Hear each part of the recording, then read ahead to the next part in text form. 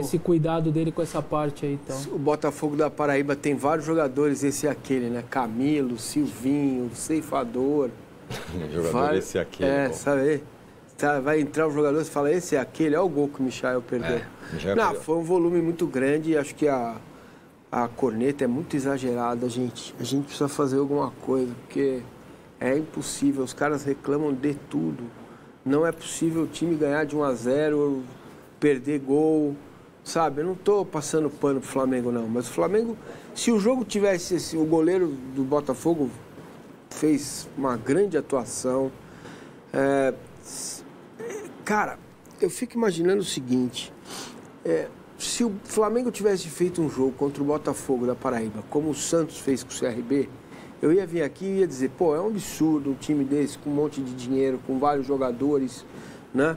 Mas não, pô, o Flamengo criou uma enormidade de chances, esse é um alerta, é preciso pensar nisso, porque nem sempre vai ter o Pedro e o Arrascaeta para decidir os jogos. O Flamengo tem uma sequência dura agora, uma situação na Libertadores muito complicada. Então, não é relativizar, mas o que fazem com esse menino Juninho aí, cara, é um massacre em cima dele, cara. É um jogador limitado, tem limites. Aí, mas ele acabou participando decisivamente do gol, né? Sim. Pois ele entrou, ele teve 3 participações. Ele fez um gol, ele estava muito impedido, estava desatento.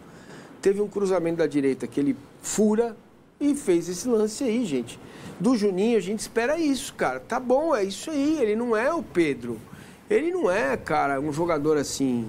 Cara, eu fico imaginando, eu queria lembrar, na década de 80, o Flamengo, aquele Flamengo, perdeu do Botafogo da Paraíba no Maracanã. E foi campeão brasileiro naqueles duelos contra o Galo. Não era assim, sabe? É um negócio muito, muito, muito, muito estranho. Muito forte, muito virulento que as pessoas fazem. E dentro do que você está falando, existe um contexto. Qual que era o contexto? Eu vou cuidar de alguns jogadores, eu vou deixar no Rio, eu vou com um time completamente modificado e vou tentar um bom resultado para a volta, porque isso é um mata-mata. A gente esquece, mas é um mata-mata. Você ganha o jogo, conquista seus 3 pontos, volta com a vantagem com o Maracanã e cuidou dos jogadores principais. O que é o problema disso daí? Qual é a dificuldade de falar, ok, meus objetivos todos foram conquistados, ninguém lesionou, cuidei dos caras, ganhei o jogo e tô com a vantagem de volta. Claro, tá tudo resolvido. Tem sempre o ideal que a gente precisa falar dele, que seria meter 5-0 e no jogo do Maracanã fazer o jogo das faixas. Esse seria o melhor dos mundos. Exato, mas cara, tá tudo certo, entendeu? Tá tudo certo. O campo realmente...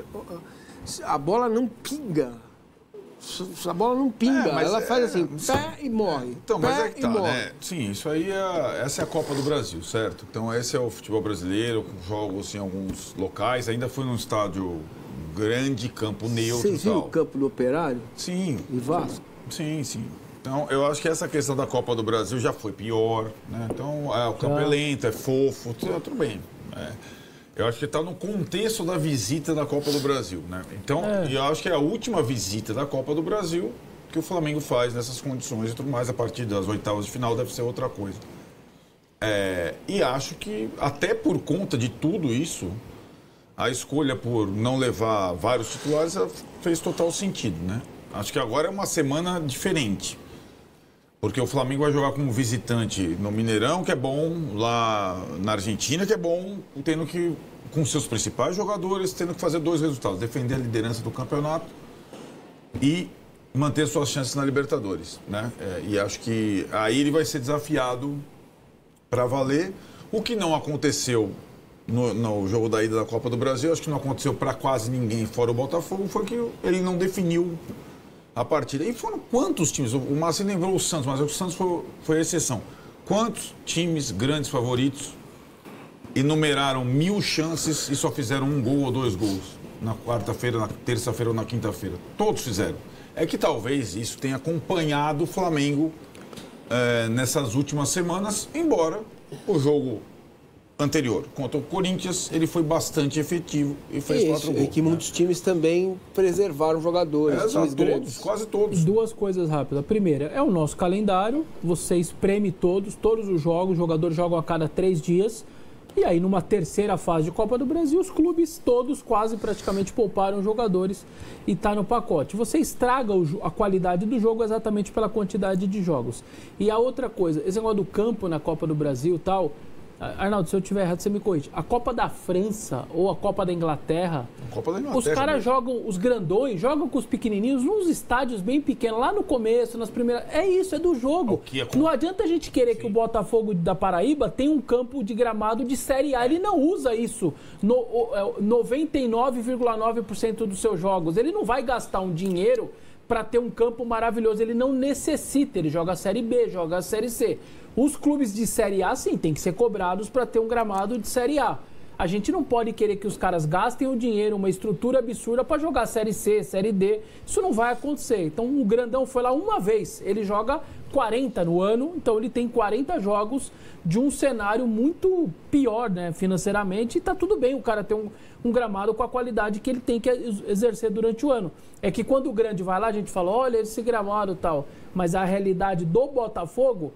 É o campeonato local, é Série C, Série D, enfim, é outra realidade que os caras têm que se enquadrar, não tem jeito.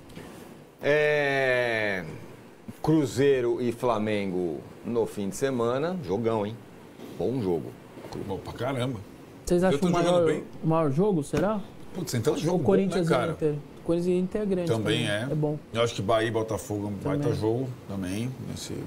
O Campeonato Brasileiro é maravilhoso, né? É incrível, né? Mas eu acho que pelo fator o Gabigol acaba sendo.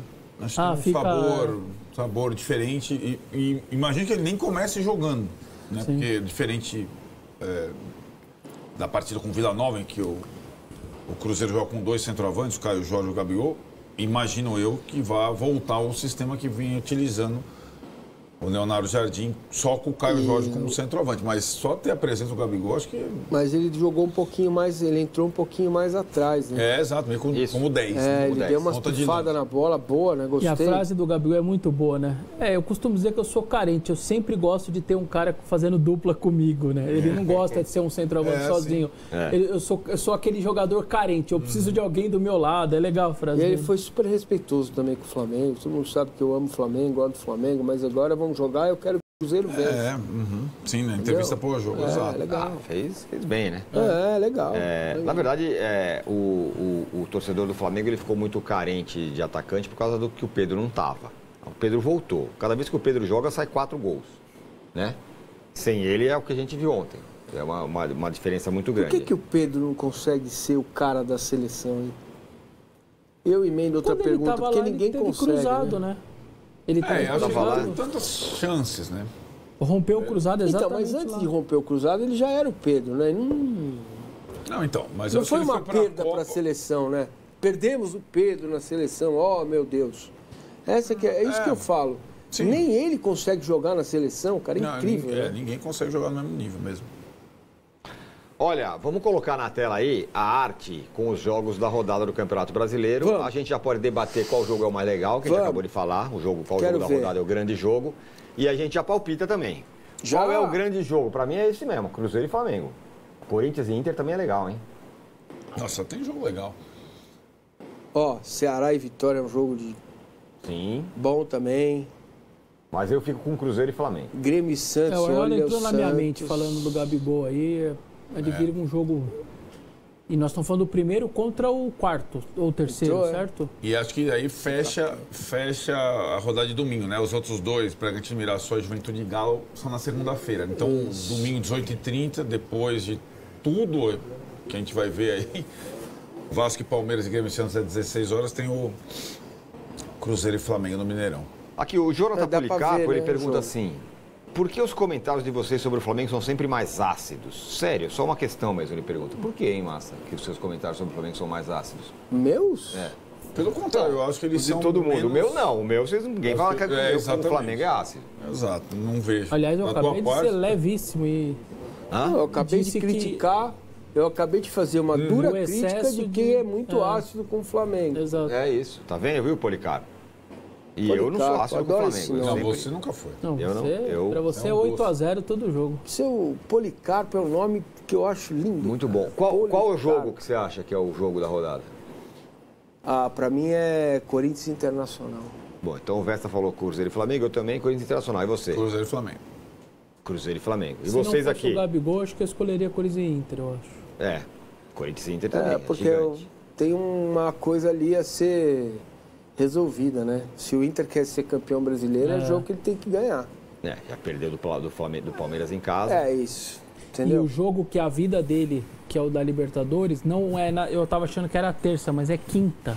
Isso. Então ele tá bem tranquilo pra quinta-feira jogar lá na Colômbia. E deu uma segurada no time No meio na de Copa semana, do Brasil. ele vem inteiraço. O que eu vou falar aqui não é nem de longe um desrespeito à camisa e à história, mas nesse bolo aí a gente poderia falar em tempos não muito distantes, mas um pouco, que Vasco e Palmeiras eram um jogaço. Só que a gente já coloca o Palmeiras meio como favorito, porque está numa fase muito melhor que o Vasco. E o Vasco ainda decide ir para Brasília, aí você perde ainda um pouco. Mas não é? Pô, vem Vasco e Palmeiras, já decidiram até Campeonato Brasileiro. Exato. Sim. Né? Enfim. Agora, a rodada tem aí uma curiosidade, né? O Bragantino recebe o Mirassol na segunda-feira, não é mais no estádio Nabia Bichedivo. O Bragantino está jogando em outro lugar. É a inauguração do estádio, inclusive municipal, que enquanto for reformado o outro. E o Palmeiras e o Flamengo, mesmo que o Palmeiras vai jogar em Brasília, mas eles vão jogar a rodada como visitantes. O Bragantino, de repente, se der empate nos dois jogos, o Bragantino tem a chance de assumir a ponta. Sim. Vai jogar em casa contra o Mirassol, né? Tem um Paulistão, confronto do interior de São Paulo. Talvez esse seja o problema do Bragantino, né? Ter a chance de assumir a ponta. É a hora que normalmente ele... Exatamente. Dá aquela urticária. É a hora que a faquinha já vira de bolo. Ontem perdeu pro Criciúma Ontem perdeu pro Criciúma. Copa do Brasil. Exatamente.